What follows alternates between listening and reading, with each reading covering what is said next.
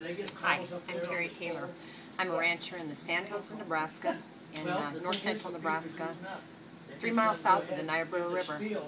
I've been a lifelong resident of this area, as has my generations before me. I'm a fourth generation landowner. I'm a fourth generation resident of this area, so my roots are very deeply grounded here in the Sandhills of Nebraska. We are landowners who are at the present time facing the construction of the Keystone XL pipeline through our property for nearly 6 miles. It will, the subject of this pipeline has transcended every issue. It has occupied our thoughts. It has taken over our lives. We have been dealing with it for over 3 years, and it is monopolizing what should be a ranching family trying to provide a living for our family and a future for our grandchildren.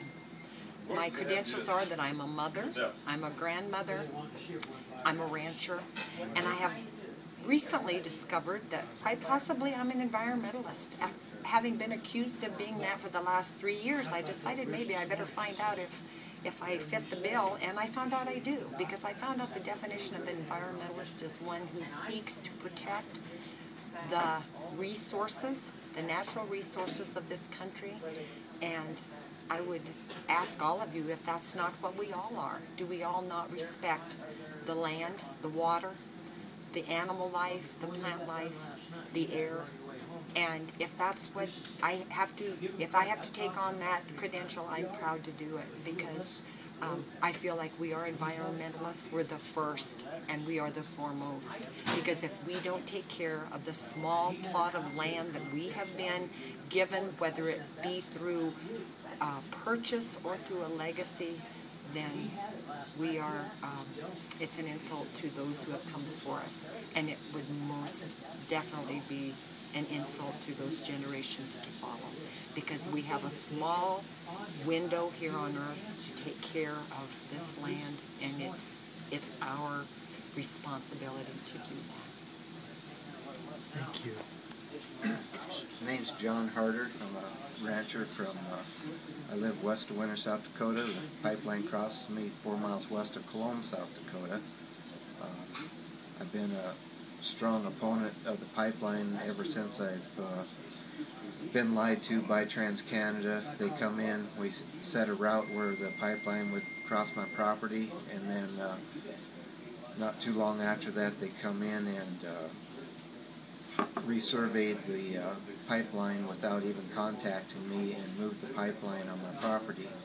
My ground sits on the northern edge of the Oglala Aquifer, and where it passes through my property, it's sub-irrigated, rolling into sand hills, and if we have a spill on my property anywhere, it's going to get into the aquifer and contaminate the water, the land. My land will basically be worthless when we have a spill on my property. Also on my property, just off to the southwest corner of the same corridor where the pipeline's crossing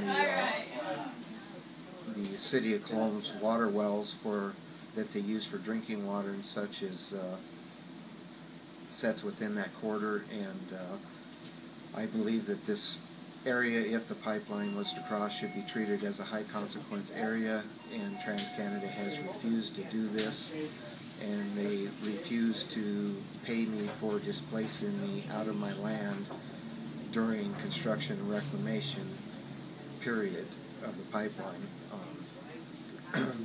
The sandhills are highly erodible within my land, and having a 110-foot swath stripped across there and then trying to run cattle on it is not going to work. They just absolutely refuse to negotiate in fair and good faith, and I would just assume they go away, because it's been a consumption of my time from my family, from my own personal life, and this oil is scheduled by paperwork from TransCanada's and the people receiving the oil that is for export, and it has no benefit to the people of the U.S. or very little benefit, and what the U.S. is going to get out of it isn't worth what we're risking to have the pipeline run 1,700 miles across us. Canada can't even get it to go across their own provinces to the west coast up there because people don't want it across there also, and the First Nations and the people who live within the mining area have first-hand knowledge of the negative effects of what it's doing to the people, causing people to be sick. It's polluting waters all the way to the Arctic Ocean, and it's just pure greed in work, and there's no responsibility for the consequences of what they're doing. And TransCanada, within their own EIS statements, has liability shift within them as far as I'm concerned. They should be claiming and have to be 100% responsible for any and all damages to anybody's property, and this is not the case. And this pipeline needs to be stopped because it is not in our best interest. It's actually in my mind, it's a matter of national security. The central U.S. doesn't sit on a coast. It is a stronghold for us, and it needs to be kept as a stronghold and not put in a target for terrorists to be coming and bombing and taking out our water source, which is the largest aquifer in the U.S. So I think people need to get together and to strongly oppose this measure, and to let the President and Washington know that this needs to be stopped. My feeling is that all blessings come from God, and God does not send blessings of people lying, cheating, and stealing things from you. So I would appreciate people to get behind the opposition of this pipeline and help us out. Is there anything else either you would like to share? One more thing. I think John and I both agree. This is not a backyard issue. Because it's going through our property does not mean that we would ignore the issue if it were going somewhere else, if our neighbor owned it instead of us. It's an issue of the American people. It's an issue of rights, of the desire to protect, to secure the future for future generations, and it's an emotional issue. It's one that cannot be diminished by dollar and cents, because it supersedes that. It goes to the very heart of what America is. It's the breadbasket of America. Where we live here, we furnish food for entire population, and we do that because that's what we want to do. It's the lifestyle we chose. It's a hard lifestyle. It's not easy, and to have something like this consume so much of our time and our efforts and our emotional, the emotional expense we have taken, it's been a toll on us. So we don't. We would like to see it go away for not only for our own personal reasons, but because it's what's right for America. It's what this country needs to do, is to not allow projects like this to put not just our lifestyle in danger, but America as a country. And I agree. The cities that, most of the cities and a lot of the county and state legislative people are for this, but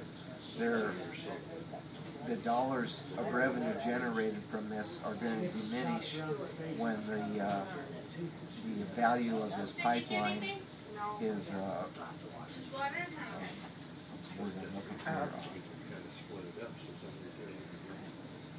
depreciated out. Okay, and there's instances on Keystone 1 where people were told that a certain county was going to get 600,000, and it boiled down to, last I heard, about 70,000, and they hadn't even received the first payment yet for it. So the people are being fed false hopes on the security issue of the tax values that are being presented, even in the I believe it was in the EIS, but there's a disclaimer out there that the values projected on this pipeline will not necessarily be the same values that are actually given to the public for as far as the dollar value. So, you know, people aren't aware of the fact that the dollars proposed to them are not going to be the same as what they receive.